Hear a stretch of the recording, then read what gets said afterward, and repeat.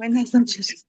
Señor, te damos gracias por estos momentos. Pedimos la dirección de tu Espíritu para que nosotros entendamos qué es ese libro que tú nos has dado, para que podamos escucharte mejor y seguirte mejor. Entonces, pido que tú abras nuestras mentes, que tú ayudes que quede claro lo que se dice y más que nada, Señor, que podamos estar en contacto contigo, porque sabemos que tú nos hablas, tú nos corriges, no tenemos que atinar la primera vez, no hay un examen final, sino que tú siempre nos estás enseñando mejor y guiándonos en cada paso.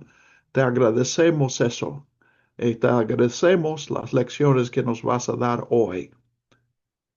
En el nombre de Jesús. Muy bien, pues el tema que vamos a ver, 5 miércoles, los de este mes de octubre, es ¿qué es la Biblia? Y pues creo que es importante hacer eso porque hay ideas de la Biblia que, bueno, yo creo que parte de lo que quiero que ustedes vean es que no es la Biblia. Ah, Porque me parece que hay más ideas equivocadas que las ideas correctas de qué es la Biblia. Algunos ven a la Biblia como un código de leyes. Entonces, lo importante es las leyes y las narrativas, bueno, son solamente el marco de las leyes y buscan leyes. Ah, Otros piensan que la Biblia es una historia del universo. Hay muchos cristianos que creen que fidelidad de Cristo es tener una opinión acerca de la fecha de la creación, que el mundo fue creado hace 6.000 años y piensan que creer eso es ser fiel a la Biblia, a la palabra de Dios. Muchos ven la Biblia como una enciclopedia donde podemos consultar cualquier tema y encontramos la respuesta a esa, pues es como un Google espiritual o una inteligencia artificial espiritual. Ahora, qué es lo más común? ¿Cómo llamamos a la Biblia? Usamos la palabra de Dios. Todos hemos escuchado eso. La Biblia es la palabra de Dios. ¿Qué estamos diciendo cuando decimos eso? ¿Qué tipo de libro es palabra de Dios? Yo sospecho que tú puedes identificar un periódico, aun cuando lees un artículo en Internet, puedes identificar, bueno, eso es lo que viene en el periódico. Freddy está aquí. Probablemente Freddy jamás ha visto en su vida un periódico, porque ya no hay periódicos. Yo soy tan viejo que sí me acuerdo del periódico. Este, um, entonces, cuando decimos periódico o noticias, tenemos una idea de qué se trata. Cuando decimos carta o carta de amor o exposición de un principio científico o una novela. Cuando tienes en tus manos una novela, te das cuenta que es una novela porque es semejante a otros libros. Entonces, cuando decimos palabra de Dios, estamos diciendo que la Biblia es semejante a qué otras obras.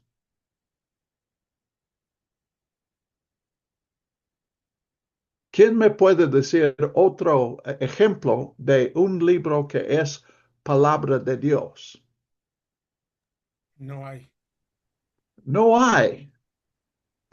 Entonces, cuando decimos, esta es palabra de Dios, de hecho, sería mejor pensar mensaje de Dios, porque esa palabra se usa para mensaje y cuando en esa frase palabra de Dios, la palabra de Dios, no estamos hablando de una colección de letras que es ah, pues un sustantivo o un verbo, un adjetivo, etcétera. Palabra de Dios es mensaje de Dios. Entonces, ¿qué es el mensaje de Dios? ¿A qué podemos acudir para saber qué esperar cuando abrimos un libro que es palabra de Dios? Pues ustedes, bienvenida Teresa, Sí, buenas sí, sí, ya noches. iba para allá porque tiene como 5 minutos que me dijo que iba para ¿Puedes allá. apagar tu micrófono? Buenas noches, pastor. Buenas Gracias. noches. Puedes apagar, gracias. No, Ah, entonces, nosotros, nota que nosotros venimos a la Biblia con una idea de que es palabra de Dios. Yo cuando leí la Biblia y descubrí en la Biblia contradicciones, cuando descubrí los pasajes del sexo, que hablan del sexo, yo sabía que no debía mencionar esos en la clase de escuela dominical. Yo tenía mis filtros, había aprendido en la iglesia, porque es palabra de Dios y no habla de esas cosas. Aun cuando leemos eso en la Biblia, no habla de eso. Entonces, lo que quiero hacer en esta serie de 5 semanas es que reflexionemos y que nosotros entendamos para checar si tenemos un concepto correcto de el mensaje de Dios. Debemos consultar al único ejemplo que hay de esa literatura, la Biblia, y aprender de la Biblia qué es palabra de Dios. Entonces, pues la primera, como ustedes ya vieron la lista, hoy queremos considerar la Biblia es narrativa. Y sí, pues mi esperanza es que podamos ver dos hoy, narrativa y también invitación. Este, pero comencemos con eso de narrativa. Primero noten, cuando piensas en la Biblia, lo que prevalece en la Biblia es narrativa. ¿Quién me puede dar un ejemplo de un libro de la Biblia que es narrativa? Pues el diluvio, por ejemplo. No, un libro Ah, un libro. que es narrativa. Pues Génesis. Génesis, otra, Job, Job, ¿qué otra? ¿Esos son los únicos narrativas en la Biblia? Éxodo, ¿Quién dijo? Perdón. Éxodo, Sí, Alfredo, ¿qué dices? Éxodo. Éxodo. Sí, Éxodo, Irma, Esther, Esther, ajá. Esther, sí. De hecho, la mayoría de los libros de la Biblia son narrativas. Y aún, por ejemplo, los profetas es una colección de como ah, ponencias o una colección no es narrativa, pero suele tener narrativa. Tenemos narrativa, unos pasajes en Isaías, en Jeremías, en Oseas y en Amós. Entonces, lo que prevalece en la Biblia es narrativa. Patricia, ¿Te dicen Pati o Patricia?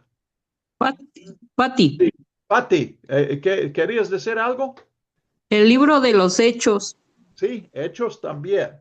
Entonces, mucho de la Biblia es narrativa. Entonces, lo que pretendo ahora es sugerirles lo que yo he descubierto. Yo no estoy hablando como la autoridad que diga cómo debes ver la Biblia. Yo estoy dando testimonio de mis descubrimientos que tú puedes examinar y ver si esto puede ayudarte a ti a entender la Biblia. Entonces, cuando hablamos de narrativa, aún en eso, yo creo que solemos equivocarnos, porque hay narrativas, por ejemplo, el periódico es en gran parte una colección de narrativas. Un libro de historia es narrativa. A lo mejor tenemos un bosquejo o una cronología, pero lo grueso de un libro de historia es narrativa. Pero las narrativas de la Biblia son más semejantes a novelas o cuentos. Eso es algo que yo descubrí cuando yo ah, estudié, pues yo estaba, cuando terminé pues las materias se llamaban seminarios, y yo había terminado todos mis seminarios para el doctorado. Y yo pensé, pues ya tenía 30 años, 31 años. Entonces ya era tiempo de que yo terminara mis estudios. Pero sí, yo pensé, pues ya he terminado, ya probablemente nunca voy a estar en otra clase. Ah, pero algo que me sorprendió, ya tengo todas estas, ya estoy para terminar mi tesis y recibir mi doctorado, recibirme como doctor, pero sentía, me falta algo. Con todas estas enseñanzas, todavía hay algo que no me han enseñado. Y en ese momento, los únicos categorías que yo tenía era que especialmente en el doctorado estaban enseñándome cómo acercarme a la Biblia como un documento humano.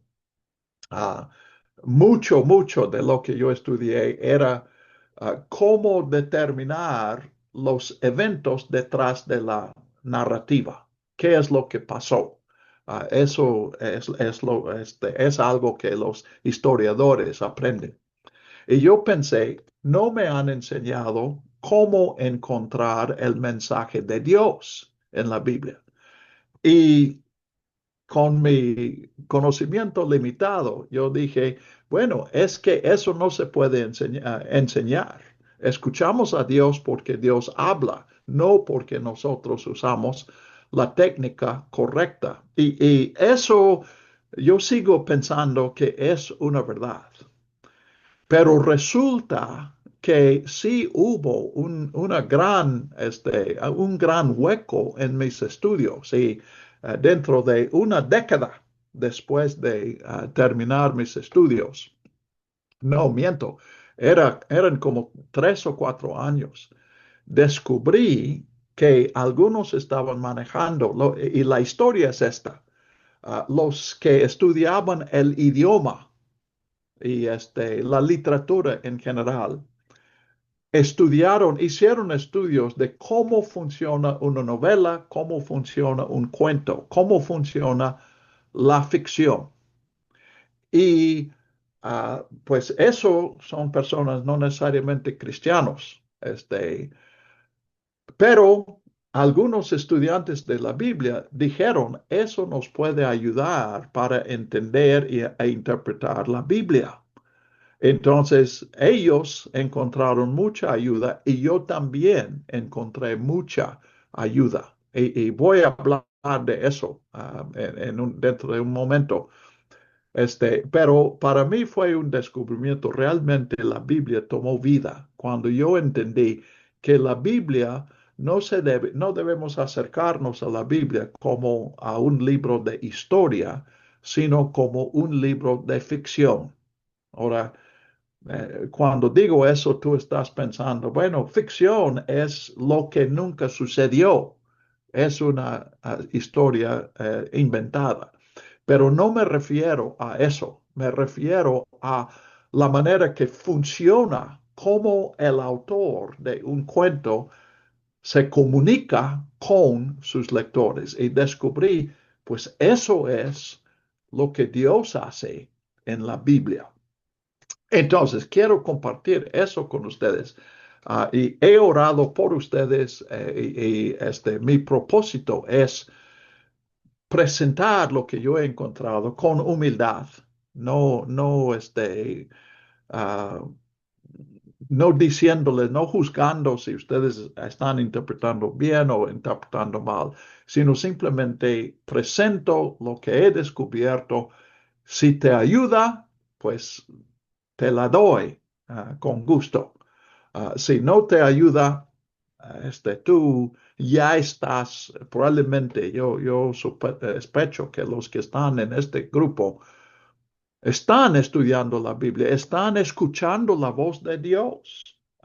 Tú has escuchado a Dios y tal vez en otra manera, por un evento, por una impresión. Pero yo creo que también has escuchado a Dios hablar en las Escrituras.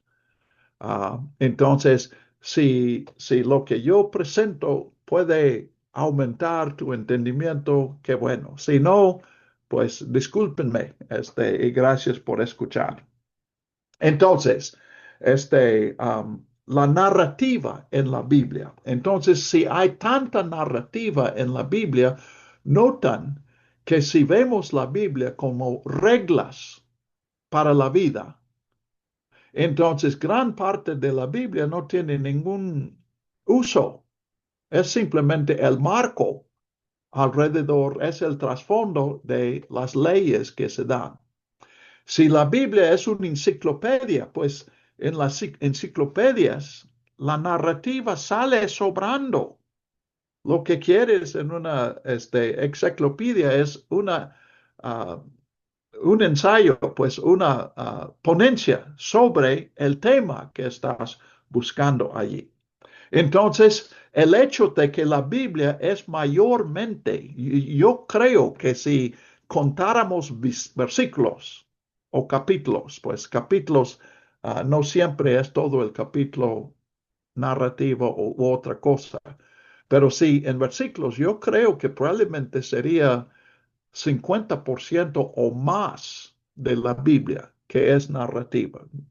Como vimos los 4 evangelios y hechos, pues ya estás a la mitad del Nuevo Testamento y lo único que has visto es narrativa. Génesis, Éxodo, Levítico tiene narrativa, pero la mayoría no es narrativa. Números es narrativa. Deuteronomio tal vez la mitad. Josué, Jueces, narrativa. Esther, Ruth, Crónicas, Reyes, Samuel, más de la mitad de la Biblia es narrativa. Entonces, si podríamos entender que la narrativa es el mensaje, entonces a lo mejor recibiremos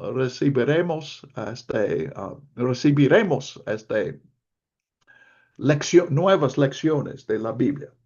Entonces, la narrativa es la revelación. Dios se ha revelado a nosotros en una narrativa. El mensaje es la narrativa.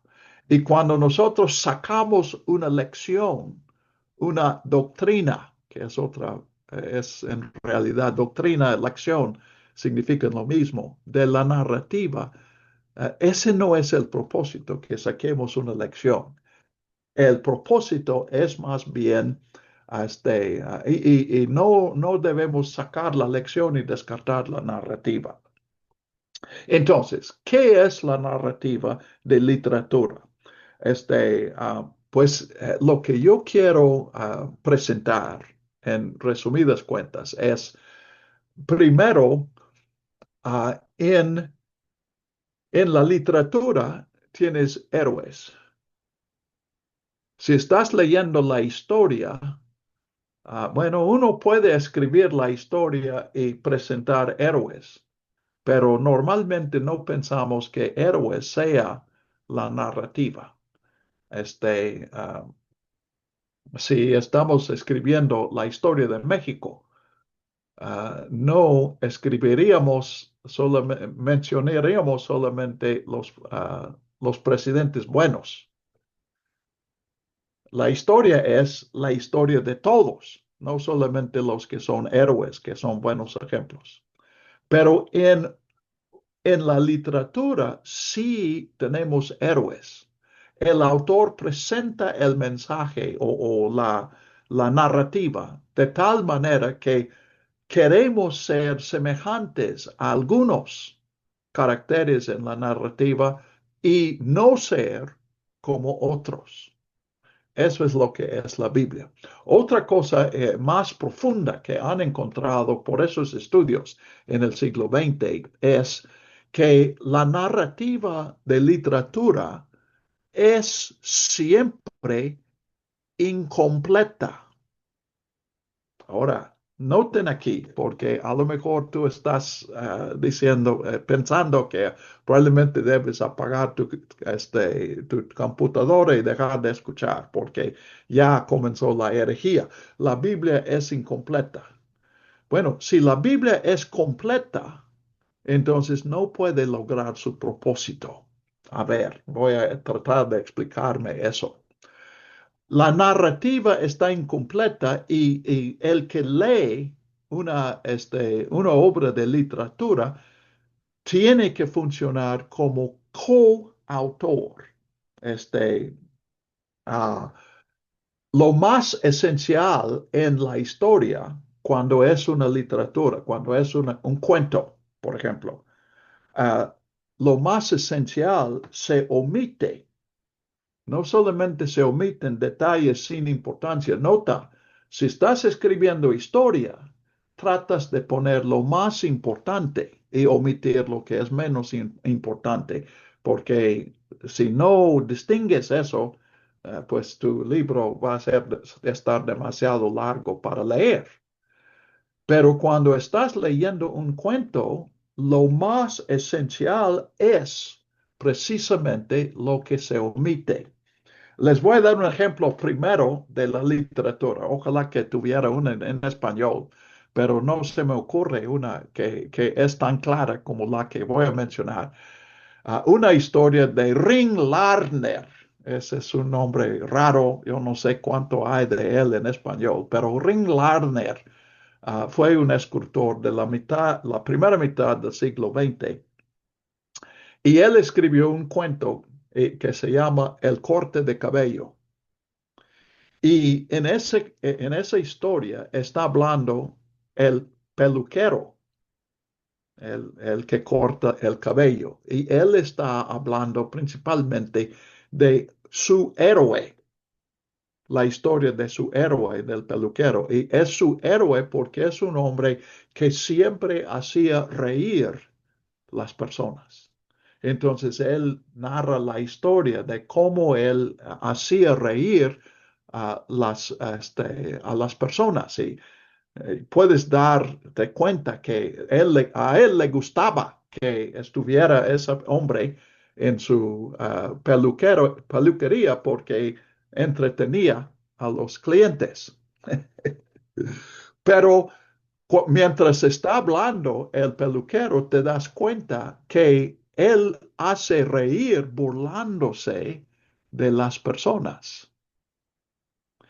Y en el pueblo hay un hombre que es lento, que no es algo, es deficiente mentalmente. Entonces era uno de los favoritos del chistoso burlarse de ese hombre. Entonces él habla de las burlas y cómo se rieron de él. Y también él se rió, se burló de una chica en el pueblo. Y esa chica, el idiota, le voy a llamar, si entiendan, el idiota pretendía a la chica. Él no podía, pero él quería, pues él tenía sentimientos románticos sobre él. Entonces él narra cómo que el chistoso se burló de esta señorita.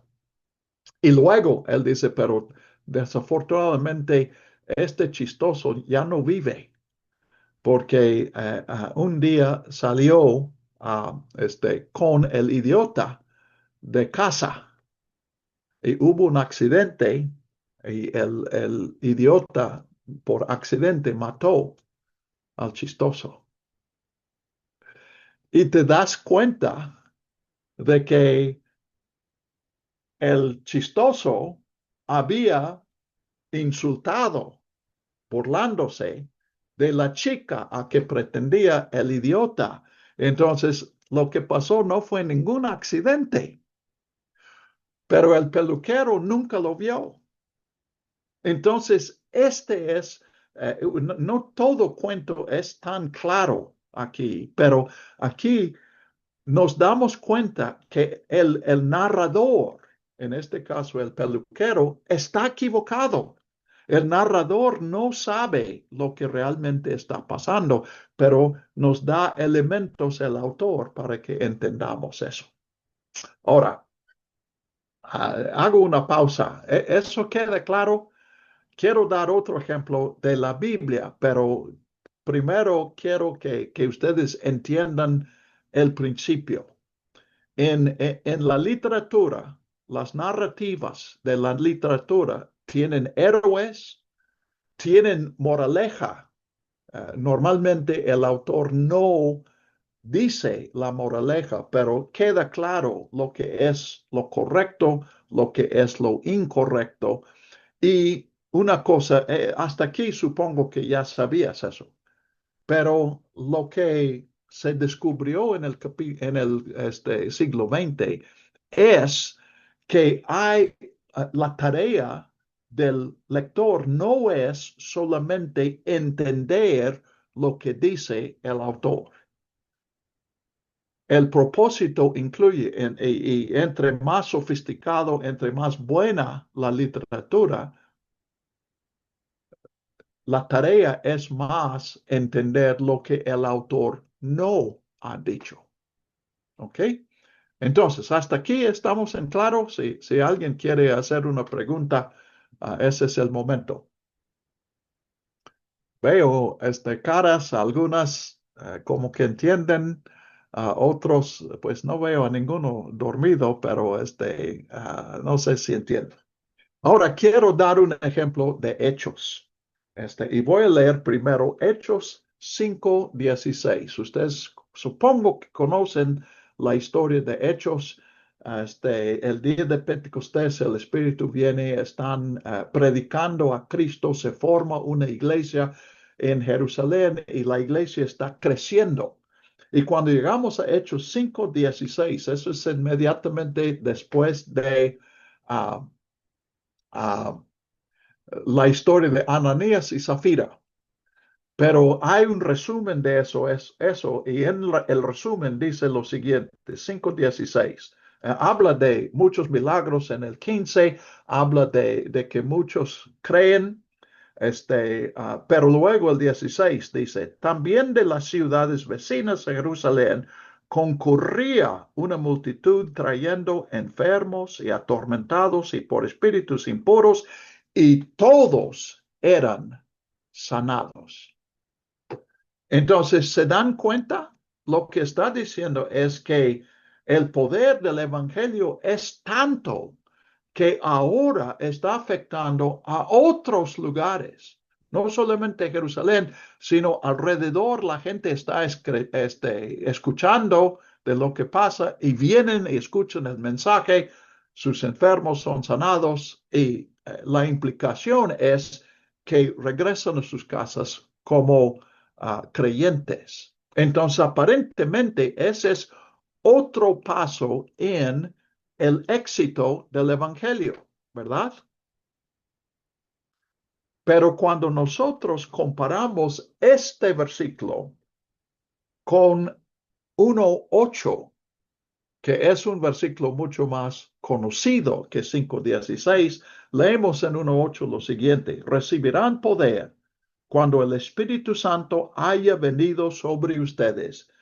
Cuando leemos de Pentecostés en el capítulo 2, decimos, pues aquí se cumple lo que Jesús dijo en 1:8. Y sigue diciendo, y me serán testigos en Jerusalén, que es lo que está pasando en el capítulo 5. Y luego dice, en Judea, en toda Judea, en Samaria y hasta lo último de la tierra. Entonces, pues voy a invitarles a aplicar su entendimiento aquí. Cuando comparamos 5:16 con 1:8, nos damos cuenta que este no es simplemente una victoria en 5:16. ¿Por qué digo eso? Me estoy basando en 1:8.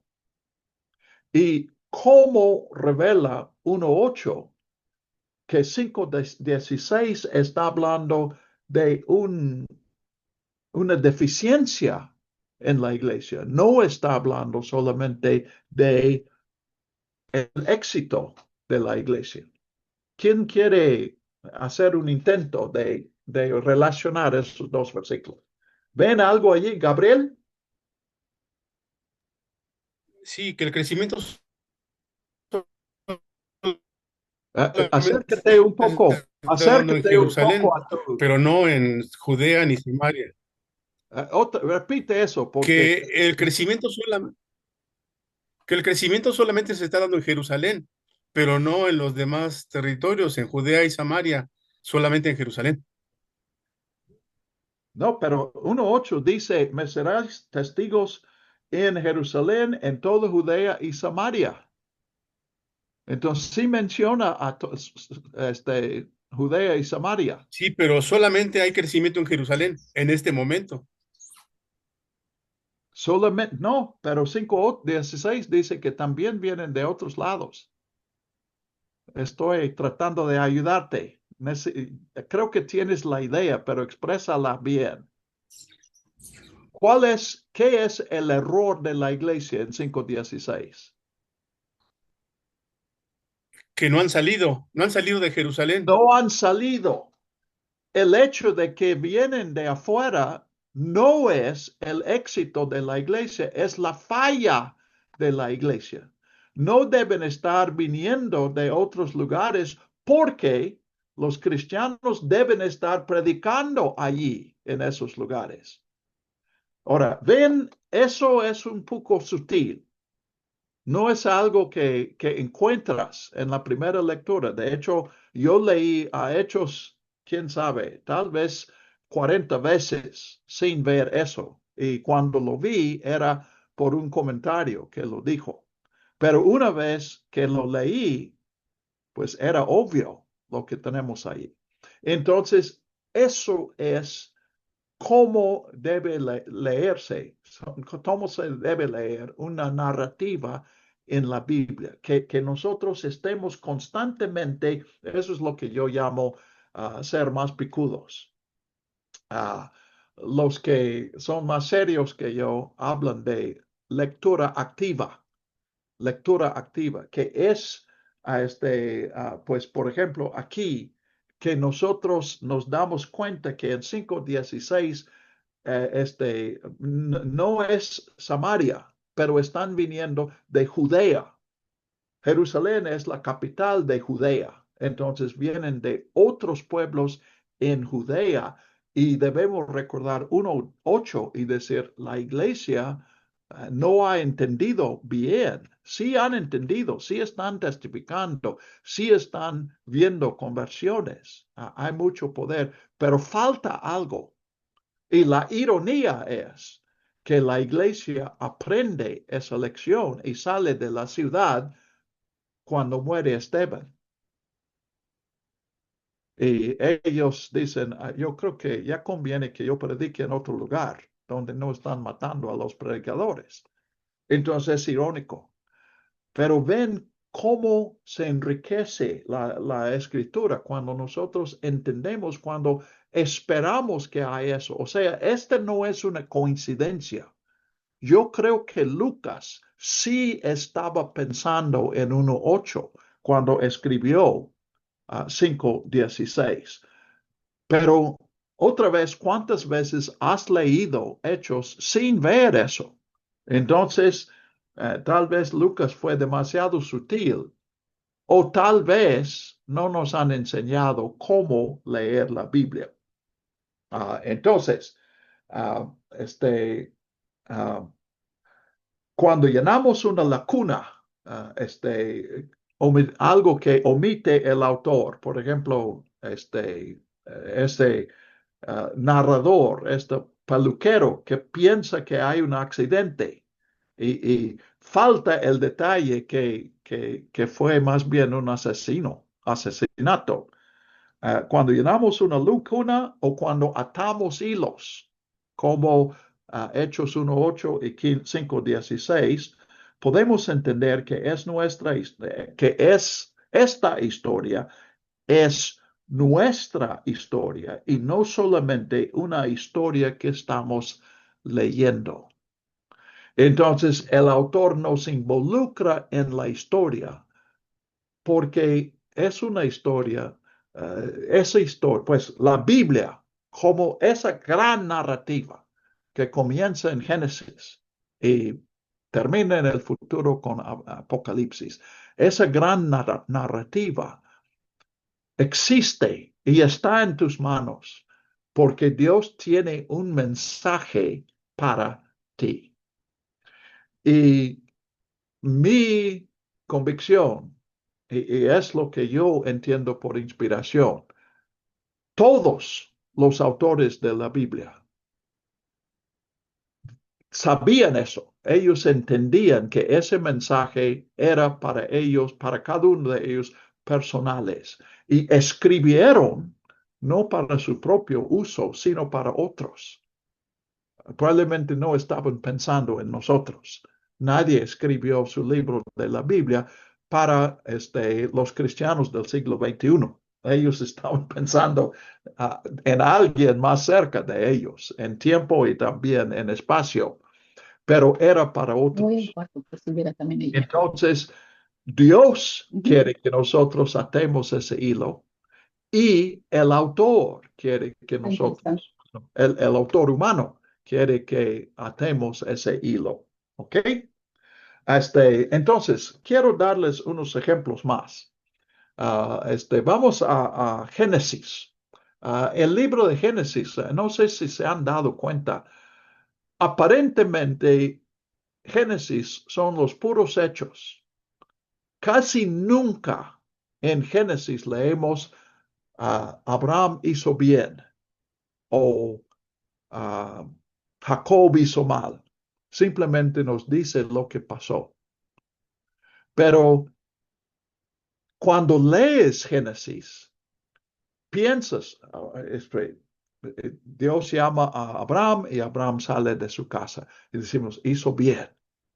Abraham va a Egipto y dice que su esposa es su hermana.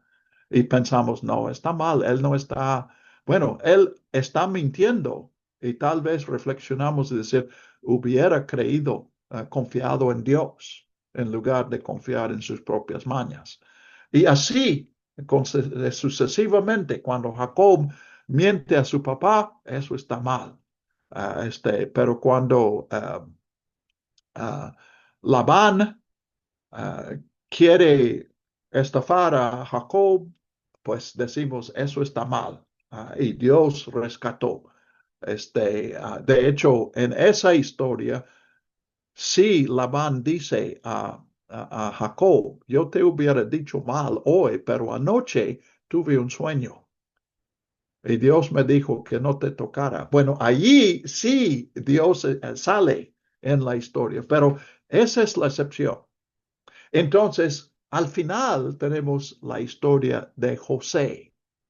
Entonces, noten en la historia de José, ¿qué hace José cuando sus hermanos vienen a Egipto? Ellos no saben que es José con quien hablan, pero ¿qué hace José? Los mete en la cárcel. ¿Por qué? Porque, y él, lo que dice José es, ustedes son espías. José pensaba que eran espías. Entonces, ¿por qué los encarceló? ¿Alguien quiere proponer algo? Irma. No, pensé que estabas hablándome a mí. Alfredo. Este, pues porque está recordando lo que le hicieron sus hermanos y él quiere un tipo de venganza tal vez o Exacto, es venganza. ¿Es lo que ibas a decir, Ale? ¿O algo lo mismo? Sí, era lo que iba a decir, una probadita de su propio chocolatote. Exacto, exacto. Ahora, vamos adelante. José también dice, mira, ustedes pueden comprobar que no son espías trayendo aquí a su hermano. Y probablemente ustedes saben, ese hermano que falta, Benjamín, es el único que es hermano de José.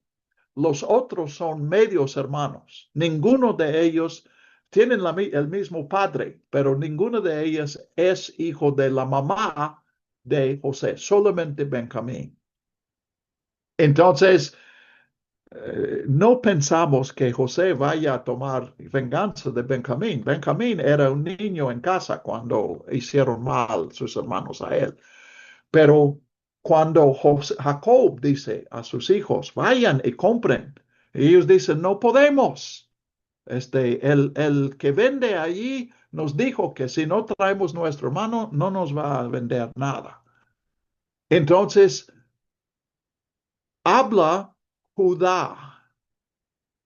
Ahora, ¿de quién fue la idea de vender a José como esclavo? Judá. Y aquí Judá dice a su papá, mira, yo me encargo, yo respondo si no regresa Benjamín. Entonces, miren, a lo mejor no has pensado en eso. Yo hace poco que yo pensé eso. Jacob, sin saberlo, entrega, o sea, Jacob pensaba que tenía dos hijos. Nosotros sabemos que tenía 12, pero él consideraba solamente dos. Um, y Judá dice eso más adelante, que su padre ya perdió un hijo y este es el único hijo que él tiene. Ahí están 10 hijos de Jacob y Judá dice, nuestro papá solamente tiene un hijo. Entonces, pero Jacob encarga a Benjamín, a quien había dirigido a sus hermanos, convencido a sus hermanos a hacer ese mal al hermano de Benjamín. Pero resulta, cuando llega, pues ustedes saben, Benjamín es acusado de ser ladrón. ¿Y quién sale a su defensa? Judá. Y nos damos cuenta que Judá ha cambiado. Y él quiere tomar el lugar, quiere sacrificarse a sí mismo, dejar huérfanos a sus propios hijos, con tal de rescatar al ladrón. Porque para Jacob, Benjamín es el que causó todo ese problema con su robo. Entonces, cuando nosotros analizamos, descubrimos que ha habido una conversión. Judá ya no es la misma persona. José tampoco. José ya no toma venganza. José rescata a su familia. Entonces, si leemos solamente como un periódico que estos son los eventos y no has hecho eso, yo sé que sí lo he hecho. Cuando yo comencé a la Biblia, eso fue la manera en que yo leía. Yo quería recordar los eventos. Pero los eventos no están allí para que nosotros recordemos. Están allí para que nosotros nos involucremos en los eventos y nos damos cuenta los motivos de Judá, los malos impulsos de Judá, la venganza de José. Puedo ver esas características en mi vida. Pero la conversión de esas dos personas también puede ser mi experiencia. Entonces, la Biblia me está hablando a mí. No está allí para que yo juzgue a Judá o a José, sino para que yo me meta en la historia y sea transformado junto con ellos. Sí, Alfredo. Hermano, estamos aquí platicando con Freddy y nos surge la pregunta, entonces, ¿por qué nos invitan a aprender versículos de memoria en la Biblia? O sea, ¿qué finalidad tiene aprender un versículo? Y a eso, pues como que, no sé con qué finalidad, hasta ahorita estoy pensando, ¿no? O sea, ¿cómo leo la Biblia? No, pues te invitan en la escuelita y no, pues aprende el versículo. Y con que te aprendes el versículo ya, pero no nos invitan a esto, ¿no? A meternos en la historia. Pensemos en eso. Si la Biblia es una narrativa, si no puedes entender, por ejemplo, Hechos 5:16 sin recordar 1:8, entonces, ¿para qué sirve memorizar versículos?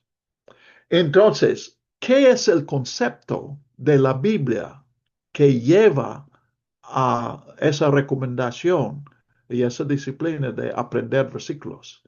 Están viendo la Biblia como qué, no como narrativa, ¿verdad? Sino como qué. ¿Qué sería? Precisamente tu pregunta, te estoy preguntando, ¿por qué hacen eso? ¿Qué es lo que piensan? No lo hacen para ser malos. Piensan que es bueno hacerlo. ¿Cuál es el concepto de la Biblia que les hace ocurrir? Bueno, nos hace ocurrir hacer eso, porque yo he memorizado muchos versículos. En periodos de mi vida, yo me he puesto a memorizar. De hecho, probablemente más versículos que ustedes, porque yo primero aprendí en inglés y luego fui a México y tuve que aprender los mismos versículos en español. Y luego era maestro de griego y un compañero dijo, bueno, tú has de conocer muchos versículos en griego. De hecho, yo no conocía ninguno. Entonces, por orgullo, yo aprendí versículos en griego. Entonces, ¿por qué? Este, ¿Cómo están viendo la Biblia?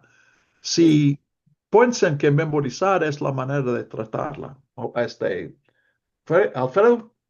Estoy pensando que es como un rompecabezas, que pues aprendo un texto, luego otro, y cuando paso una situación, una necesidad que estoy viviendo, puedo recordar eso y a ver si puede encajar en lo que estoy pasando, en lo que estoy viviendo para tener una posibilidad de respuesta.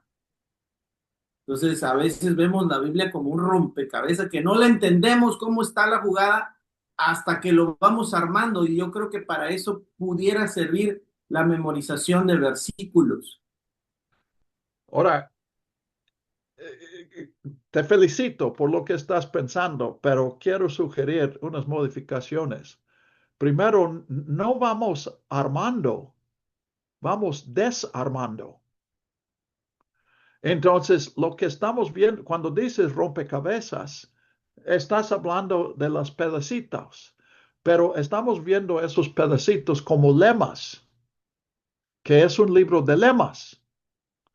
Entonces, si memorizas suficientes lemas, entonces en una situación vas a tener alguna lema que te sirve en este momento.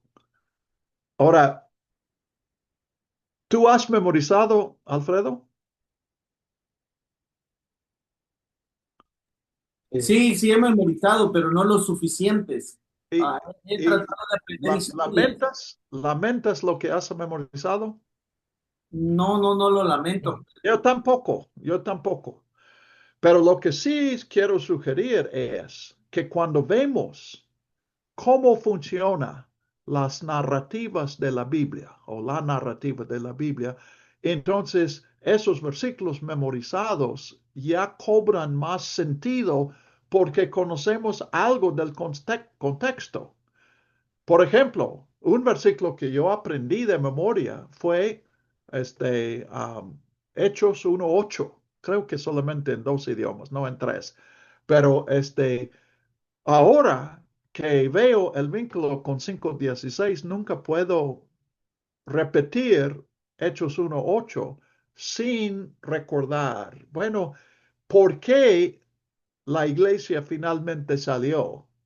Humanamente por la persecución, pero fue Dios que las mandó. Entonces, en un sentido, era otro Pentecostés. Viene el Espíritu, tienen poder y predican, hay muchas conversiones.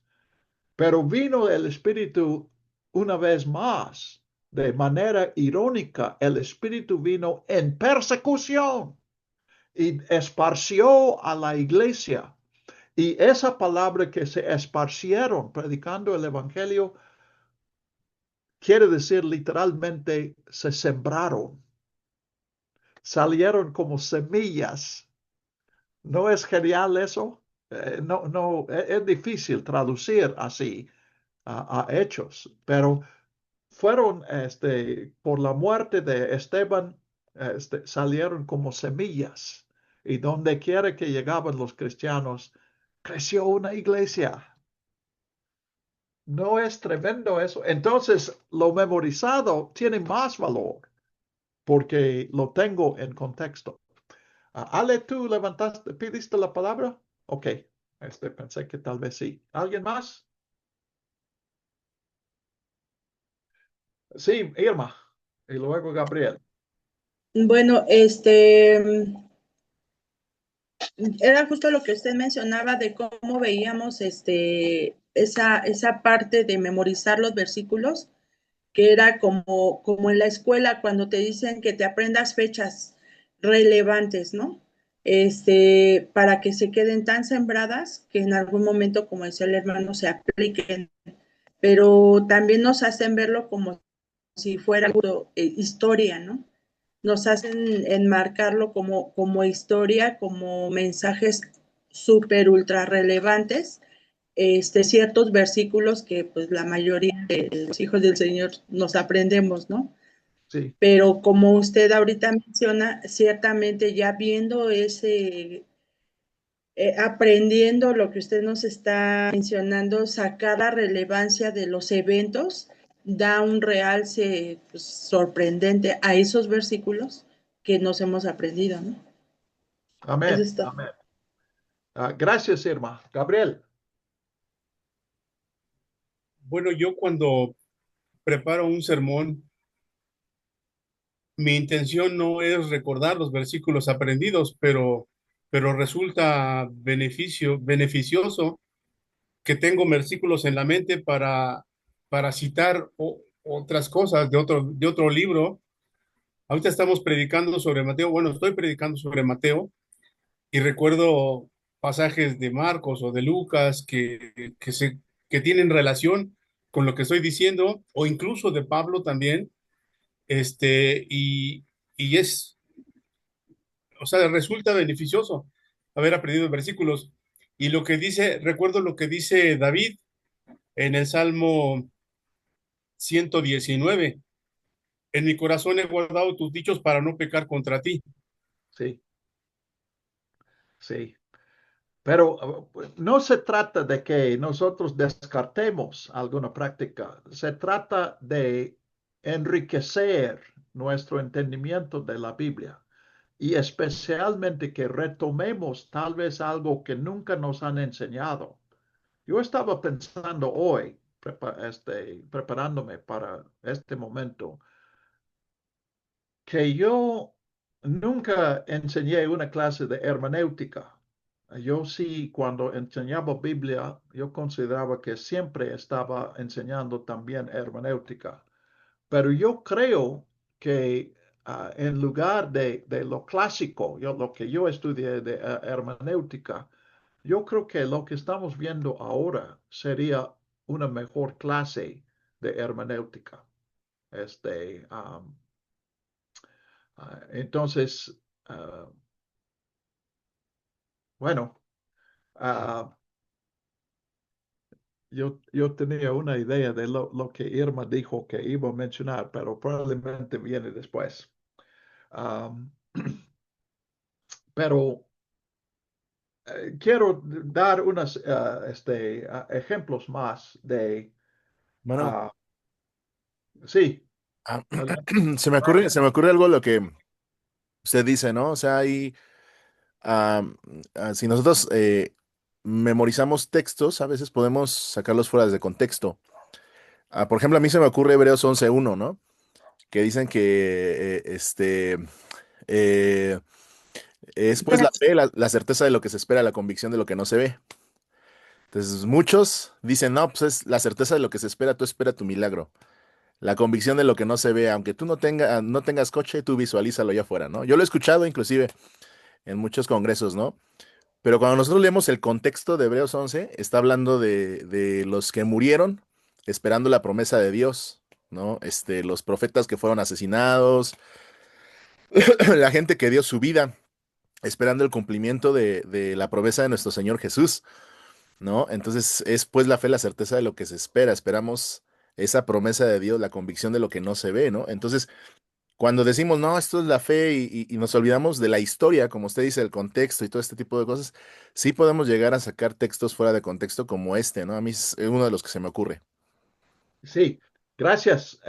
Noten, Jerry, yo creo que, no sé si todos se dieron cuenta, Jerry está hablando del contenido del capítulo 11.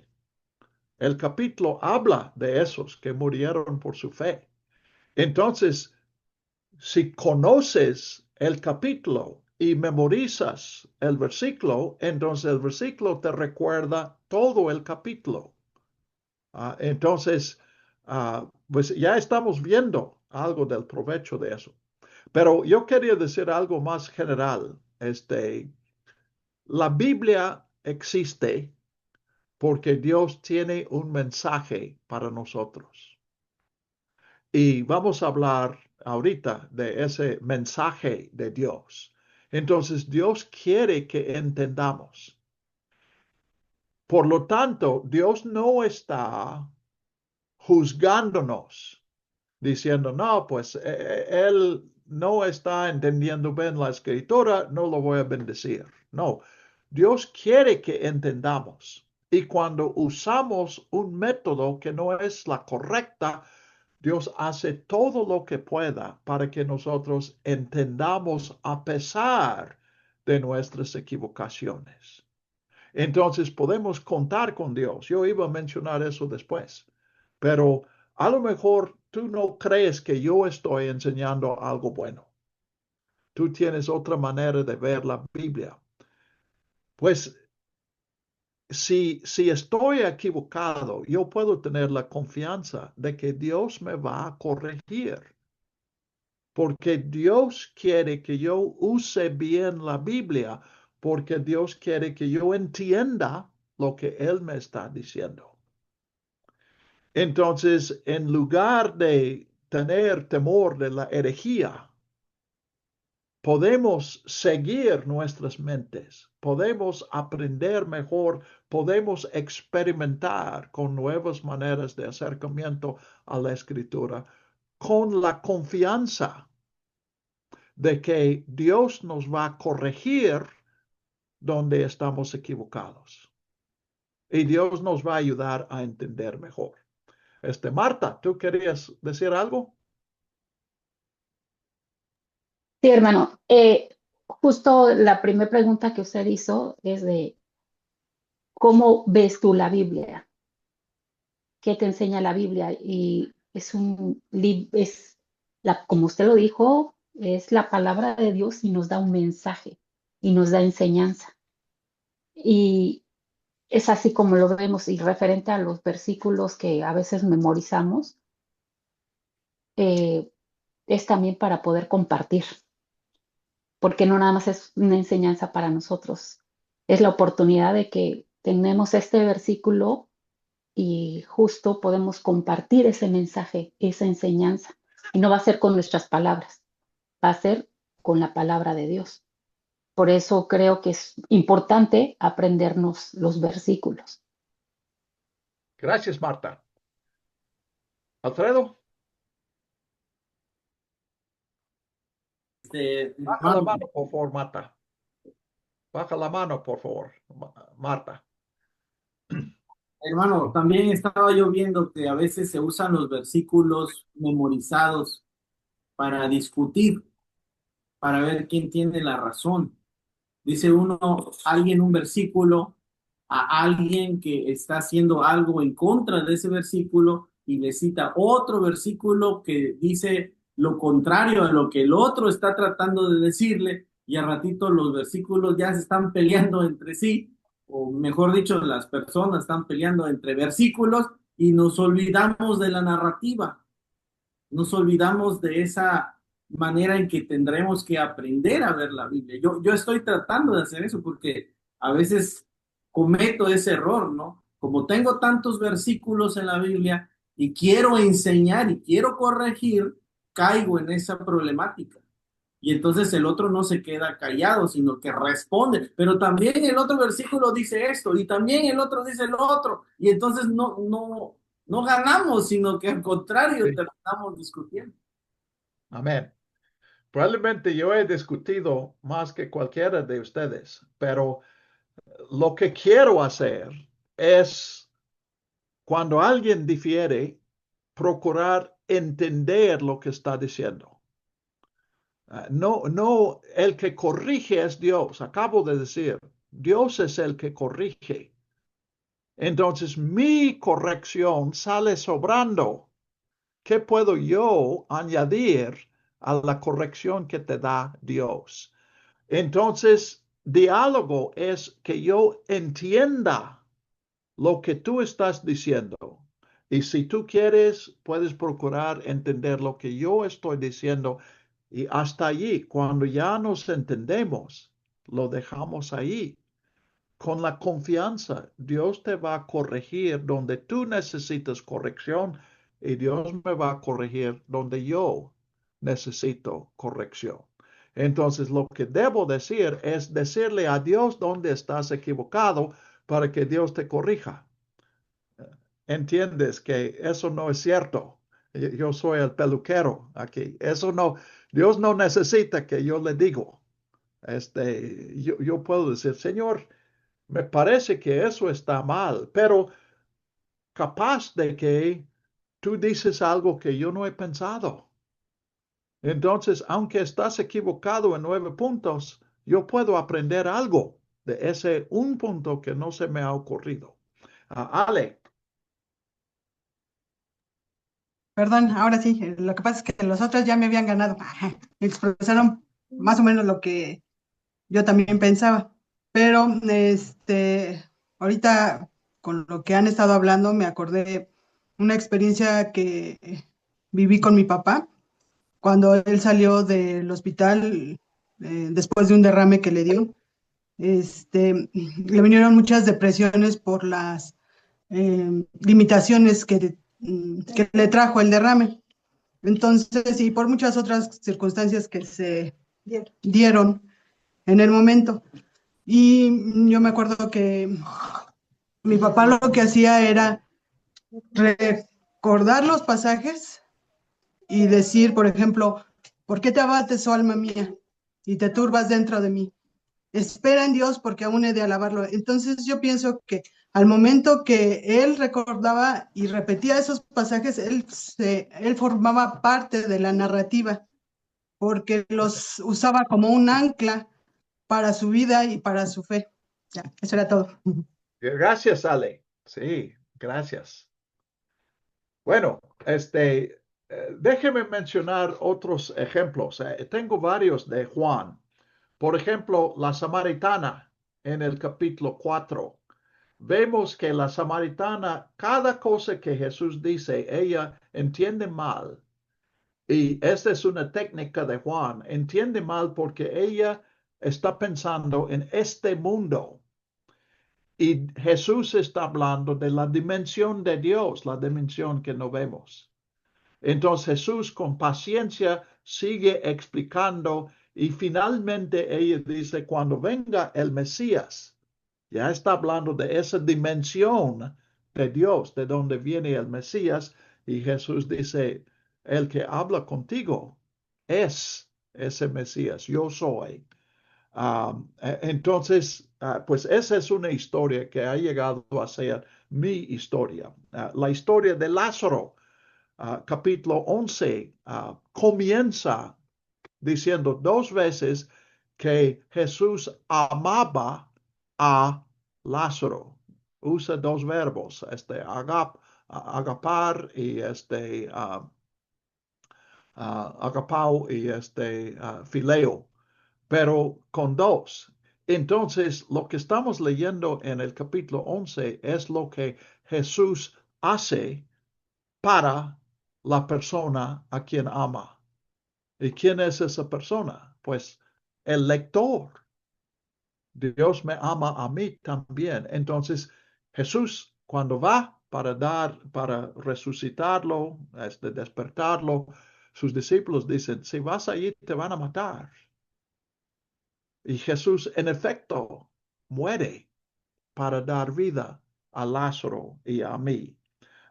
Pilato, capítulos 18 y 19, Jesús es examinado por Pilato. Pilato lo declara inocente y luego lo manda a la cruz. Pero nos damos cuenta allí de una manera fenomenal realmente que el que es juzgado en ese capítulo no es Jesús. Jesús simplemente pasa por el palacio tiene que ir allí allí va a la cruz, ir a la cruz. Pero el juzgado es Pilato. Con su respuesta a Jesús, él juzga a sí mismo. Y me doy cuenta que es un ejemplo de lo que dice Juan 3, 19 a 21. Frente a la luz, el que hace mal huye de la luz. El que hace bien viene a la luz. Y vemos a Pilato finalmente huyendo. Se da cuenta que Jesús es la luz, pero se aparta de él de todas maneras. Entonces, ¿cuál es el mensaje de esta narrativa? Encontré que el centro de la narrativa que Dios nos ha dado es las relaciones, se encuentra en las relaciones. Y aquí, pues, sí tengo un versículo memorizado. En Éxodo 6:7, Dios está comisionando a Moisés y le dice a Moisés, los tomaré a los hijos de Israel como pueblo mío y yo seré su Dios. Y ese lema, yo seré, ellos o ustedes serán mi pueblo y yo seré su Dios. Encontramos eso en varios de los profetas, lo encontramos en Levítico también, lo encontramos en Hebreos citando a Jeremías 31, y en el penúltimo capítulo de la Biblia, en el primero, el segundo libro de la Biblia, encontramos por primera vez esta frase y por última vez en Apocalipsis 21:3. Ellos serán el pueblo de Dios y Dios será su Dios. Entonces, pero ese lema, bueno, aquí hemos hablado de memorizar versículos y vimos que es importante el contexto, porque cuando memorizamos, si solamente memorizamos y no reflexionamos, si no estamos activos en la lectura de la Biblia, o si leemos solamente para encontrar un versículo para memorizar, entonces parece que estamos encontrando verdades eternos. Pero yo seré su Dios y ustedes serán mi pueblo. No es una verdad eterna, es un evento. Entonces se presenta esta verdad en narrativa.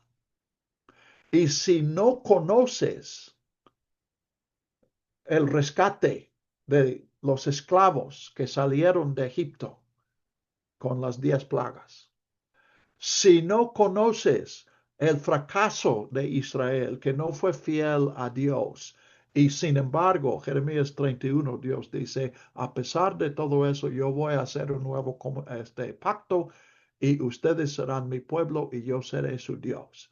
Y Apocalipsis, después de una interpretación de la historia total, al final, el propósito hacia el cual va la historia es precisamente eso, que seamos pueblo de Dios y que nosotros hagamos a Dios nuestro Dios. Dios ya decidió que Él es nuestro Dios y Él actúa a nuestro favor.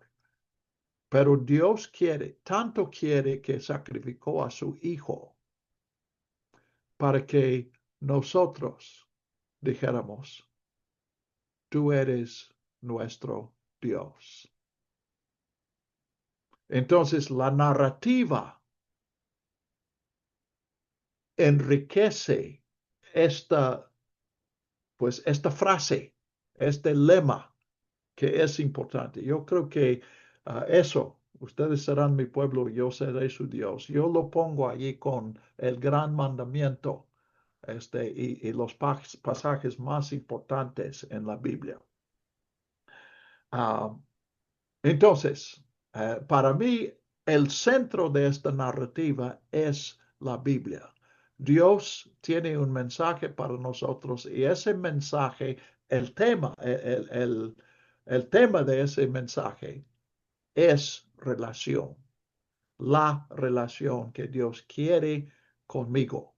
O si ya es Dios mi Dios, entonces entender que si Dios es mi Dios, entonces mi vida es presentar esa invitación también a otros. José. Sí, mira, Ricardo, es en cuanto a las narrativas que muchas veces hay discusión, porque yo lo que he observado es que tendemos a hacer de los 4 evangelios uno solo, lo que se intentó con el Dietecerón. Entonces, por ejemplo, yo puedo estar hablando de Jesús en la cruz y el entierro de Jesús, pero estoy hablando de Marcos. Y entonces alguien está hablando de Jesús en la cruz y el entierro de Jesús en Juan. Y hay una diferencia abismal. Sí. Y cada uno está defendiendo su posición. Y las dos narrativas vienen en la Biblia. Y simplemente de Marcos a Mateo hay diferencias en cuanto a la narrativa de Jesús en la cruz y su entierro. Y en Lucas hay diferencias también con Mateo y con Marcos, a pesar de que Mateo y Lucas copian a Marcos. Por eso son los sinópticos. O sea, hay muchísimos versículos que son exactamente igual. pero también tienen sus diferencias. Entonces, hay quien dice, por ejemplo, es que el primer milagro de Jesús fue la expulsión de demonios, porque dice Marcos que fue la expulsión de demonios. Pero Mateo dice otro. Sí, Y en Juan, normalmente nos casamos con Juan porque fue las bodas de Canaán. Y entonces ahí se hacen discusiones y viene exactamente en los evangelios. O sea, yo no estoy hablando fuera de la palabra de Dios, sino de la misma palabra de Dios y existen esas diferencias. Y muchas veces hay discusiones y vuelvo a lo mismo, porque queremos hacer de los cuatro evangelios uno y a veces tomamos de uno, a veces tomamos de otro, a veces de según conviene para lo que estamos tratando de compartir o de narrar. Entonces hay que tener mucho cuidado con eso. sí. Bueno, esa es otra característica que no pensaba tratar, pero es cierto. La Biblia es narrativa, pero la Biblia suele dar dos versiones de la narrativa. Génesis comienza con dos relatos de la creación. Tenemos Samuel Reyes y pues todo el tiempo, no cada detalle, pero todo el tiempo de Samuel Reyes se repite en Crónicas. Es la misma historia. Y José ya mencionó, los evangelios no son dos, son cuatro. Y él mencionó el demonio. En el evangelio de Juan, Jesús nunca echa un demonio de nadie. En los otros tres evangelios, expulsar demonios es prominente en Jesús. Entonces, hay tensiones, hay contradicciones. Jairo viene a Jesús en Mateo y dice, mi hija acaba de morir. En Marcos viene a Jesús y dice, mi hija está agonizando. Ven antes de que muera. Entonces, si la Biblia es un periódico que tiene el propósito de narrar lo que pasó, entonces es un fracaso. Pero ya hemos visto que eso no es lo que la Biblia es. Dios toleró esas tensiones, esas discrepancias, porque su propósito es que escuchemos y si escuchamos. No puedes leer ninguno de los evangelios con una mente abierta y queriendo escuchar a Dios y terminar sin escuchar que Dios te está llamando. Dios está buscando una relación contigo. ¿Ok? Ahora, ¿qué es el centro de la Biblia para ti? Si te estás de acuerdo conmigo que el tema de la Biblia es relaciones, entonces deje que hable otros. Pero quiero preguntar si hay otra persona que dice, bueno, para mí el centro de la Biblia es más bien ¿qué? ¿Alguien tiene otra idea que puede compartir? Yo sí pienso en otras posibilidades. ¿Qué sería otro propuesto para ser el centro de la Biblia? Si no decimos el centro de la Biblia es las relaciones, entonces, ¿qué es el centro? Gabriel. Bueno, a fin de cuentas, lo que voy a decir va a resultar en relaciones, porque el centro de la Biblia es la salvación para los hombres por causa del pecado. Ok. Desde el que el hombre peca, hay la iniciativa de Dios. Ok. ¿Y qué dice la Biblia de la salvación? Pues que Dios va a enviar a su Hijo para Ok. salvar al mundo. Entonces la Biblia no nos dice cómo podemos conseguir la salvación, nos dice que Dios lo ha conseguido con su Hijo. ¿Estoy entendiendo bien lo que dices? Ok. Uno, se me ocurre decir, bueno, el centro de la Biblia es Jesús. Esa es verdad. Pero bueno, Gabriel ya lo ha confirmado. Primero, la salvación no es evitar un castigo. La salvación es precisamente una relación. Y Jesús es el centro porque Jesús murió para que tengamos esa relación. Si decimos, bueno, la Biblia nos habla de Dios. Bueno, sí, pero cuando habla de Dios, lo más importante acerca de Dios es relaciones. Pues primero, la Trinidad es la verdad de que Dios siempre ha existido en relación. Dios nunca estuvo solo. Dios siempre estaba en comunidad. Y cuando Dios crea el mundo es para añadirnos a nosotros, a esa comunidad. Entonces, si hablas de Dios, tienes que hablar de relaciones. Si hablas de salvación, tienes que hablar de relaciones. Si hablas de Jesús, tienes que hablar de relaciones. Entonces, depende qué quieres decir cuando preguntas cuál es el centro de la Biblia, pero definitivamente las relaciones están allí. Entonces, descubrimos a Dios en la historia de las relaciones de Dios con los seres humanos. Dios nos cuenta su historia para que lo conozcamos. Y eso nos lleva al segundo tema. La Biblia es invitación. Dios no nos da esa narrativa o esas narrativas para que nosotros descubramos algunas, bueno, no es simplemente, primero, no es simplemente para que nos entretengamos, no sé cómo decirlo, pero no es entretenimiento como el cuento que narré del corte de pelo. Ese, bueno, es un comentario sobre la naturaleza humana, pero más que nada es un entretenimiento. La Biblia no tiene narrativas para que nosotros aprendamos la moralidad, para que nosotros aprendamos verdades eternas.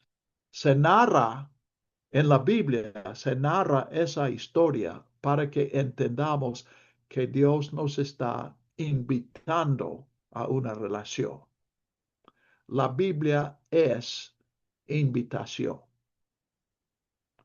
Entonces, la respuesta a la Biblia no es memorizar versículos. La respuesta a la Biblia no es aprender las historias y podamos repetirlas. La respuesta a la Biblia no es vivir una vida recta. La respuesta a la Biblia, si entiendes lo que la Biblia está diciendo, tu respuesta tiene que ser sí o no. Cuando leemos la Biblia y entendemos, y Dios quiere que entendamos, entonces nos encontramos junto a Adán en el huerto.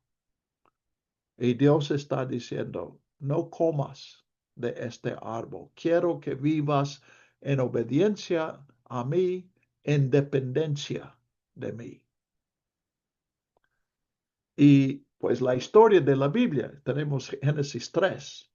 ¿Quién es el que comió la fruta? Primero Eva y luego, ¿quién? ¿Saben que Adán no es nombre? Adán quiere decir humano, humanidad. O sea, esa historia es mi historia. Yo tengo que reconocer que he dicho no a Dios. No puedo responder a Dios y su invitación con un sí, porque ya le he dicho no. Entonces, tengo que responder con arrepentimiento, reconociendo que dije no y diciendo ahora sí quiero decir sí.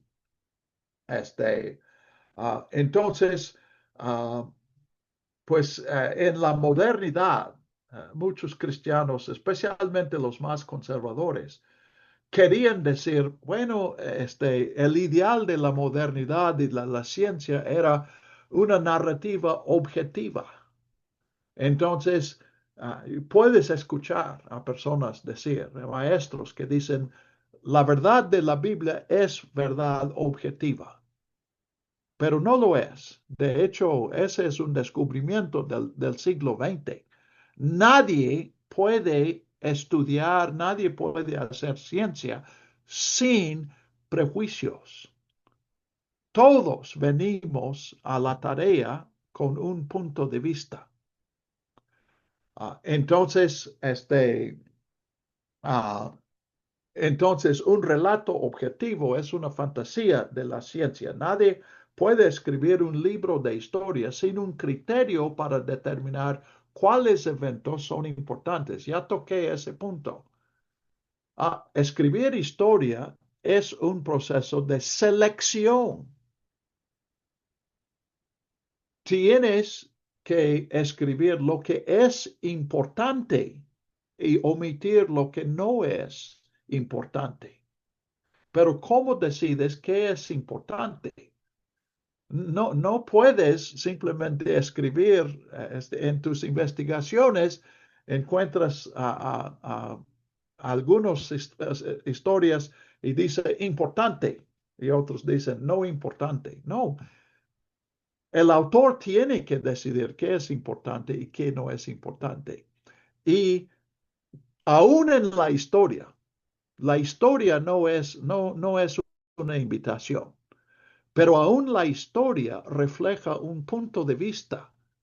Podemos leer un libro de historia y descubrir qué es importante para el autor y qué no es importante para el autor. Y probablemente otros historiadores tendrían otra opinión al respecto. Entonces, pues en la Biblia, yo sí creo que todos los autores han descubierto, todos los que escriben en la Biblia, que Dios quiere invitarnos a esa relación. Y yo supongo que todos los que escriben en la Biblia, los evangelistas, los que escribieron Génesis, etcétera, los que escribieron Reyes, habían escuchado ese llamamiento de Dios. Probablemente no lo dirían con mi vocabulario, pero ellos habían encontrado a un Dios buscándolos y habían encontrado relación con Él. Entonces, esa relación era importante para ellos cuando escribieron el libro de Job, o cuando compusieron un salmo, o cuando recopilaron datos para un evangelio. Entonces, lo que Dios quiere no es que conozcamos eventos del pasado, sino que escuchemos su invitación y respondamos a ella. La relación que encontramos en la Biblia, Dios quiere que sea nuestra. Entonces, no hay libro más subjetivo que la Biblia. Dios nos dio la Biblia para llamarnos a una relación y para que crezca esa relación. Cuando uno acepta a Cristo, no deja de leer la Biblia. Es realmente cuando comenzamos a leer la Biblia. Algunos han encontrado a Dios porque leyeron la Biblia, pero todos pues sentimos como cristianos, si en la medida que nosotros ponemos la prioridad de nuestra vida, nuestra relación con Dios por medio de Jesús, en esa medida la Biblia resulta ser el libro más importante para nosotros. Pero ese arrepiéntate no es simplemente la entrada, sino que parte del crecimiento es descubrir que todavía soy pecador, todavía soy soberbio, todavía soy egoísta. Entonces el arrepentimiento es una respuesta, pues igual que estás buscando, ¿qué dice esa narrativa de la relación? Debemos esperar, inclusive debemos buscar, porque en donde quiera que estamos escuchando a Dios en la Biblia, allí dice, arrepiéntete. Hay algo de que arrepentirnos.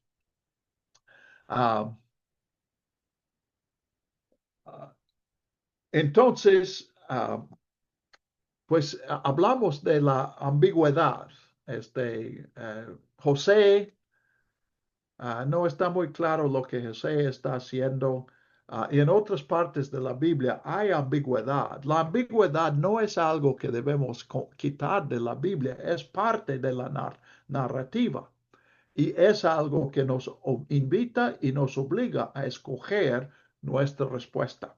Entonces, quiero tomar otro ejemplo de Juan, y es Nicodemo. Y ese pasaje que no se puede traducir, una palabra que no se puede decir, traducir. Nicodemo viene a Jesús y dice, yo sé que tú vienes de Dios. Y Jesús dice, si quieres estar en el reino de Dios, tienes que nacer. Y la palabra allí es griego, dice anothen. Es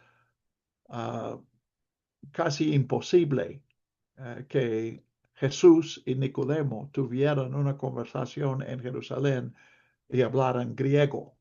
Es probable que Jesús nunca conocía el griego y probablemente Nicodemo no mucho. Pero en el Evangelio de Juan, él dice nacer anothen. Y anothen quiere decir desde arriba. Pero también significa de nuevo. Entonces, vemos ahí la ambigüedad, pues a Juan le gustan esas palabras que tienen dos sentidos. También le gustan dos palabras que significan lo mismo, pero eso no es algo de la cual podemos aprender. Pero los dobles sentidos debes saber. De hecho, si tu Biblia no tiene una nota en Juan 3, que de manera que tienes ambos sentidos, te recomiendo que cambies de Biblia. Necesitas una versión que te ayude más. Entonces Nicodemo dice, tú vienes de Dios. Entonces Jesús está diciendo, tienes que nacer de Dios. Esta es la frase que Juan usa en 1:13. Los que nacieron no de la carne, no del deseo del hombre, sino nacieron de Dios. Entonces, nacer anothen es nacer de el que está arriba, es nacer de Dios. Pero Nicodemo escoge el otro sentido, escoge la confusión. Y él dice, ¿cómo puedo nacer de nuevo? Ya no quepo en el vientre de mi madre. Bueno, él sabía que Jesús no estaba hablando de eso. Pero él, pues, y allí la enseñanza es, que nuestro problema no es ignorancia. La ignorancia es efecto de nuestro rechazo.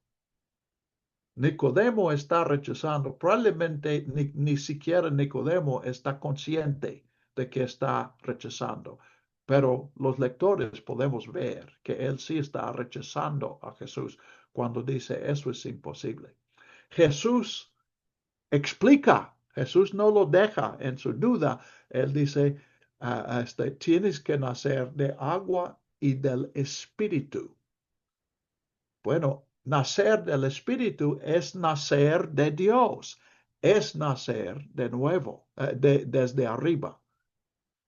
Pero Nicodemo no lo entiende. De hecho, Nicodemo aparece dos veces más en Juan y la misma ambigüedad aparece las tres veces. Pero finalmente, yo aprendí eso cuando estaba escribiendo mi comentario sobre Juan, porque Nicodemo es el que ayuda a José de Arimatea, solamente en Juan. Nicodemo no aparece en otro evangelio. Pero en Juan, él ayuda a enterrar a Jesús.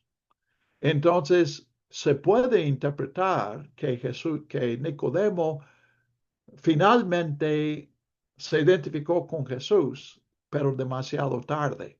Jesús había muerto.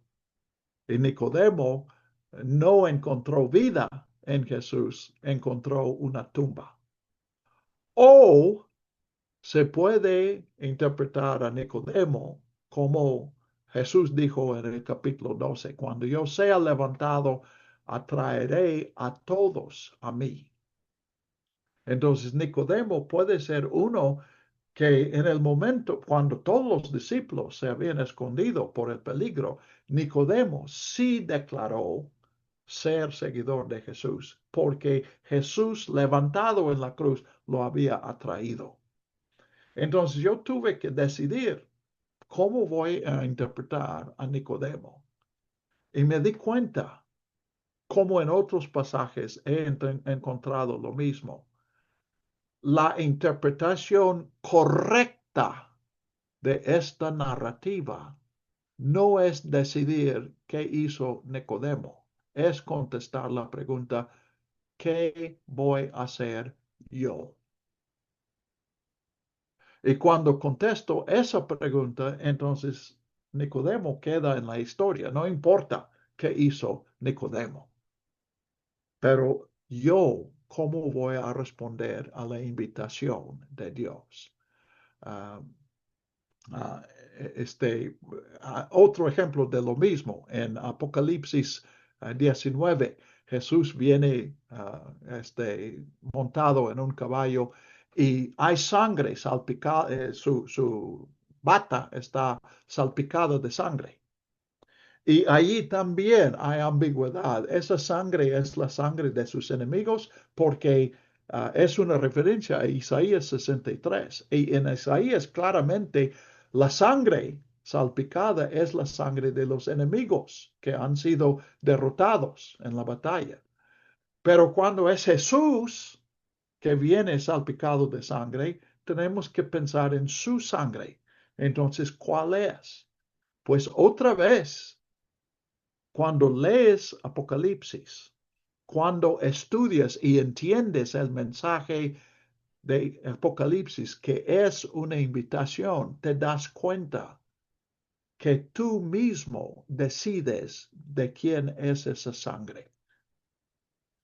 Si tú sigues a Jesús y sacrifiques tu vida para seguir a Jesús, entonces la sangre allí en ese capítulo es la sangre de Jesús que te salva.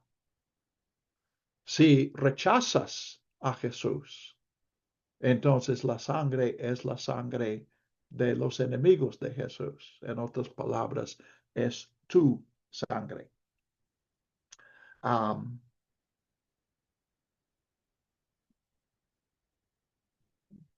Ya he mencionado a 3:19 a 21 en el contexto de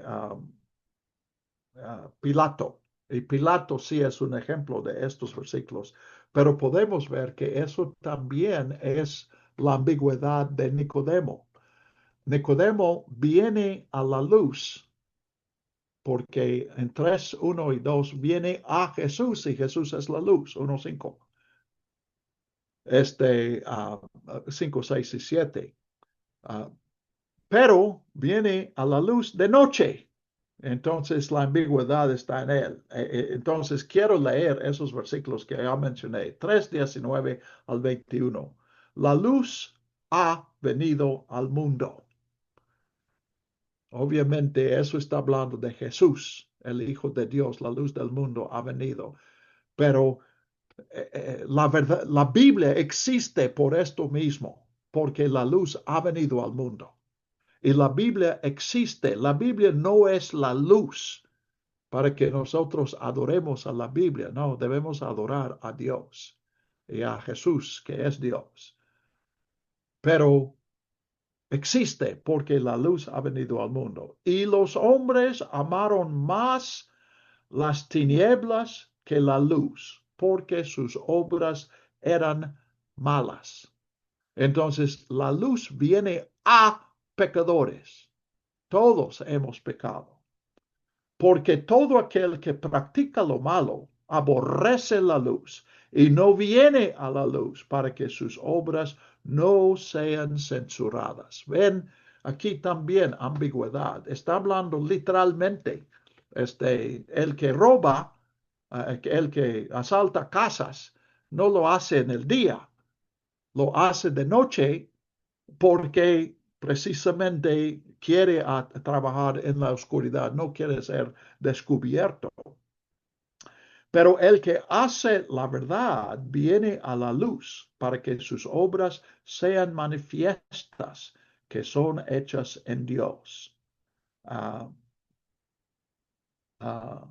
Entonces, bueno, y aquí, como también en 1:11 al 13, tenemos estas dos respuestas.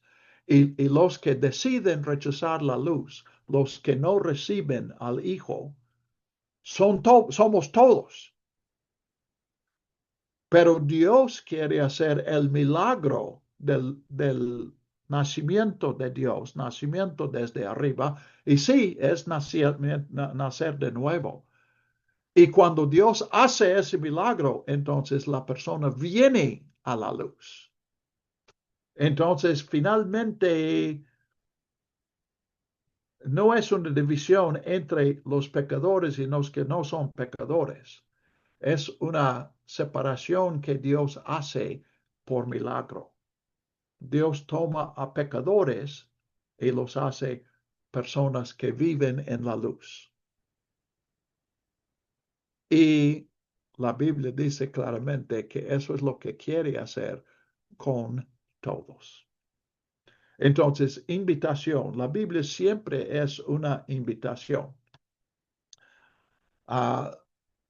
Mi pastor, cuando yo era niño, yo le escuché decir, yo siempre doy una invitación, un llamamiento, a veces decimos.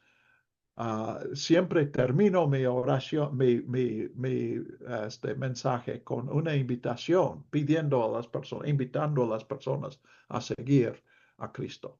Porque esta puede ser la única oportunidad que alguien tenga.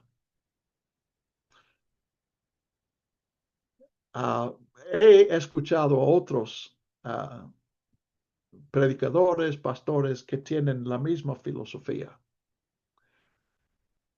Y yo tengo problemas con eso.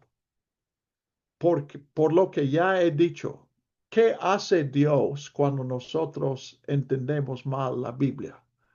Pues lo que hace Dios es volver a explicar y ayudarnos a entender mejor.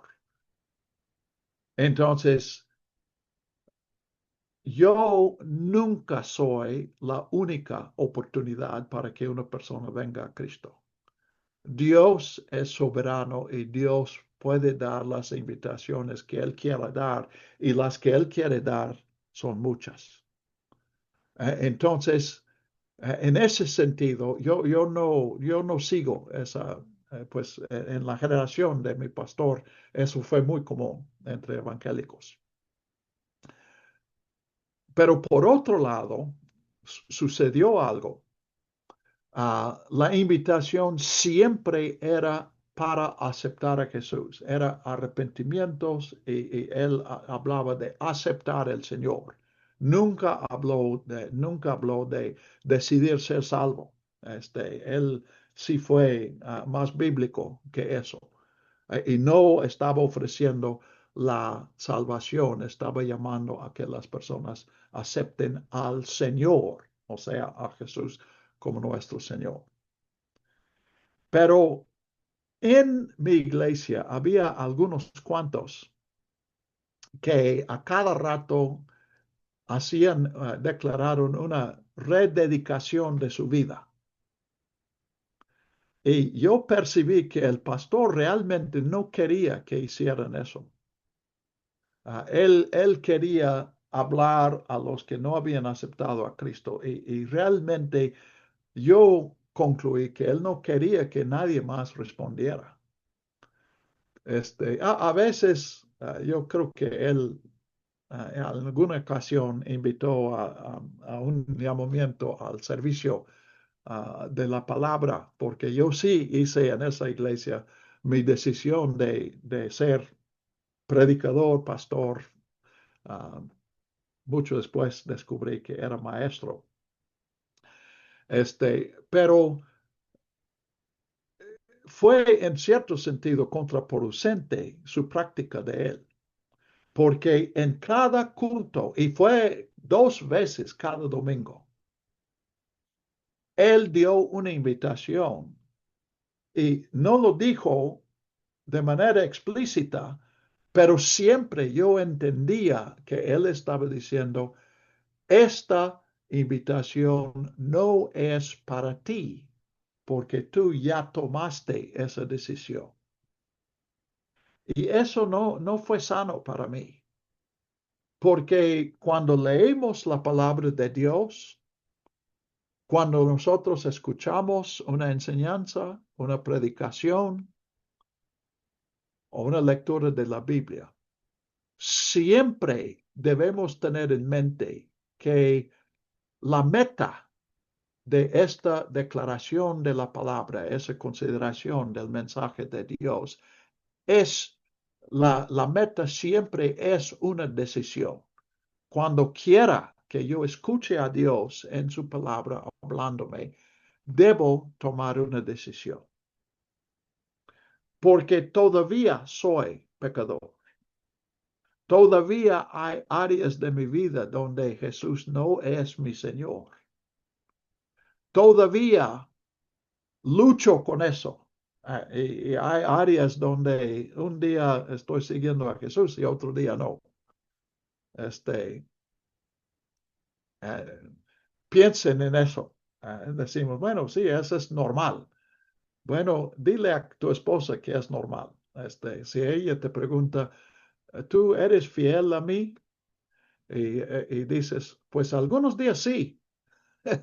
Esa no es la respuesta que ella quiere y no es la respuesta que Dios quiere. Entonces, esa invitación es para toda la vida. O sea, no es para una vez, tome esa decisión y ya está decididos. Hay cosas que sí están decididos, pero mi vida todavía no es del Señor. Todavía necesito entregarme a Jesús. Gabriel. Es uno de los consejos que da Santiago Crane en su libro El Sermón Eficaz, que yo lo he estudiado y lo he también compartido. He compartido este estudio de homilética y dice que tiene que ser persuasivo, el mensaje tiene que ser persuasivo, tratar de convencer de que lo que estás diciendo es real, es verdadero, para que la gente que está escuchando tome una decisión. Y también él dice, y tiene que terminar el sermón con un llamamiento. ¿Qué llamamiento? Un llamamiento al arrepentimiento. Ok. ¿Ves? Es lo que mi pastor quería hacer, pero yo creo que le faltaba, porque ese arrepentimiento no es para los que no se han arrepentido, es para todos. Y supongo que Crane sí lo decía así, que es un llamamiento a todos los que escuchan, no es específicamente un llamamiento lo que llamamos evangelístico. Ahora, a fin de cuentas, sí es evangelístico, porque lo que yo necesito, lo que yo estoy escuchando es el evangelio y debo responder al evangelio. Pero, pues eso, pues es otra cuestión que no debemos dividir el mundo entre los que tienen necesidad y los que ya no tienen necesidad porque está satisfecha esa necesidad. No, el mundo se compone de puros pecadores. Hay pecadores que están procurando seguir a Cristo, hay pecadores que están procurando huir de Cristo, pero no hay quienes no sean pecadores. Entonces, quiero terminar con otro versículo y quiero ver quién ha memorizado este pasaje. Es Juan 11, 25, dice 25 y 26. Yo soy la resurrección y la vida. El que cree en mí, aunque muera, vivirá. Y todo aquel que vive y cree en mí no morirá para siempre. ¿Cuántos de ustedes han memorizado esos dos versículos? Somos tres. Ares, 4, 5, 6. Ya son más o menos la mitad. Entonces, ¿cuáles son las palabras que siguen? Porque no leí todo el versículo 26. ¿Qué es lo que sigue a lo que yo dije? Todo aquel que vive y cree en mí no morirá para siempre. ¿Qué dice Jesús después de eso? Puedes consultar la... ¿Crees esto? ¿Crees esto? Excelente, Gabriel. Eso lo aprendiste de Klein, porque sí hiciste bien. Jesús dice, ¿crees esto? Entonces, tiene la forma de una verdad eterna, una verdad importantísima. Jesús es la resurrección y la vida. El que viene a él tiene vida, y no morirá. Eso es importantísimo. Pero después de decir eso, Jesús preguntó a María, ¿crees esto? Y nosotros, pues a toda la Biblia, debemos estar estudiando la Biblia, debemos estar memorizando. Y honestamente, yo hoy no tengo una disciplina de memorización, porque después de un tiempo tienes 200 o 300 versículos para repasar y se vuelve pesado.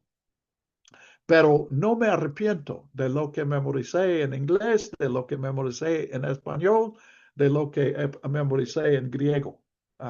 Agradezco eso. Pero siempre debemos terminar nuestro estudio bíblico con esa pregunta. ¿Crees esto? Y entendemos en el contexto que crees esto no es, Jesús no está preguntando, ¿crees que esta es la verdad? ¿Crees esto? Quiere decir, ¿te has comprometido con eso? Eso lo has tomado como la verdad para tu vida. Estás arriesgando tu vida en base de esta verdad. Y todavía hace falta esa pregunta. Yo he dicho sí a esa pregunta, quién sabe cuántas veces en mi vida, durante 76 años. Pero todavía hoy yo necesito hacer la pregunta o dejar que Dios me haga la pregunta. ¿Estás confiando en mí o has vuelto a otra esperanza, a otra verdad, a otra seguridad? Porque cualquier otra no es seguridad, no es esperanza. Bueno, entonces la Biblia es narrativa, la Biblia es invitación. Y ven que va de la mano. Hemos dicho que la narrativa nos involucra y nosotros tenemos que completar la historia. Y cuando es una narrativa seria de literatura, no simplemente un entretenimiento. Aún en el entretenimiento, el lector tiene que ser activo. Pero cuando es una obra seria, Don Quijote, por ejemplo, nos involucra con el propósito de que nuestras vidas sean cambiadas. Y ninguna obra es tan efectivo en eso y tan serio en lo que ofrece que la Biblia. Por eso es el mensaje que se llama el mensaje de Dios. ¿Algo más? Pues doy gracias a Dios por esta oportunidad y por ustedes, su participación, especialmente los que me dan la cara. Algunos están aquí escuchando eso, pues sí se vale, pero debes esperar que yo no esté a la puerta del cielo cuando llegues para entrar, porque si no prendiste tu cámara, pues es capaz de que no te reconozco. Jerry. Muchas gracias, mi querido hermano. Vamos a orar para despedirnos y vamos a pedirle a quién. A ver, aquí a Irmita. Irmita, ¿nos ayudas a orar para terminar?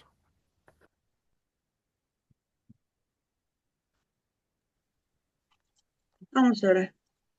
Padre, en esta noche te agradecemos, Señor, esta enseñanza que tú nos has dado, Señor. Siempre es bueno saber más de ti, conocerte más, Señor. Toma nuestra mente, nuestro corazón, nuestra voluntad, nuestra decisión.